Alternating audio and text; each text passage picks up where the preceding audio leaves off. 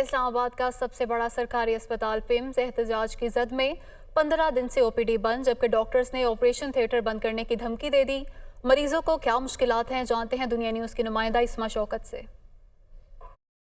जी बिल्कुल, इस्लामाबाद का सबसे बड़ा सरकारी अस्पताल पिम्स एक बार फिर से एहतजाज की जद में आ चुका है। एमटीआई एक्ट के खिलाफ पिम्स के जो मुलाजमीन हैं, डॉक्टर समेत, वो 15 दिन से एहतजाज पर हैं और एहतजाजन जो पिम्स अस्पताल की ओपीडी है उसको भी बंद कर दिया गया। आज ये बताया जा रहा है कि इन्हीं डॉक्टर्स की मीटिंग्स है और उसके बाद इन्होंने ये कहा है क्योंकि अभी तक इंतज़ामिया ने इस हवाले से कोई एक्शन नहीं लिया, तो आज ऑपरेशन थिएटर्स जो है उनको भी बंद करने का कहा जा रहा है। मेरे साथ इस वक्त कुछ मरीज मौजूद हैं। ये मेरा बच्चा है, लड़का है, 3 दफ़ा यहाँ आ चुका है। इसका बाजू का फ्रैक्चर है, तो यहाँ पे हमें कोई अटेंड नहीं कर रहा।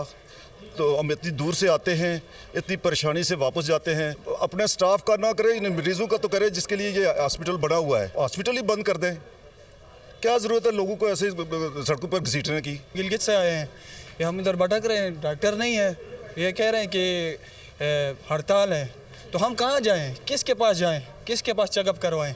जी बिल्कुल, जिस तरह मरीज़ आप देख रहे हैं कि काफ़ी ज़्यादा परेशान नज़र आ रहे हैं। यहाँ पर जो मरीज़ हैं, जो शहरी आते हैं, उनकी यही दरख्वास्त वो करते हुए दिखाई दे रहे हैं और हुकूमत से भी यही अपील करते हुए दिखाई दे रहे हैं कि खुदारा जो इंतज़ामिया है, अस्पताल की इंतज़ामिया, वफाकी वजारत सेहत है, वो एक्शन लें इस मामले पर और जल्द अज जल्द जो है जो इस अस्पताल की OPD है उसको खोलें और ऑपरेशन थिएटर्स को हरगिज़ बंद ना करने दिया जाए। जी।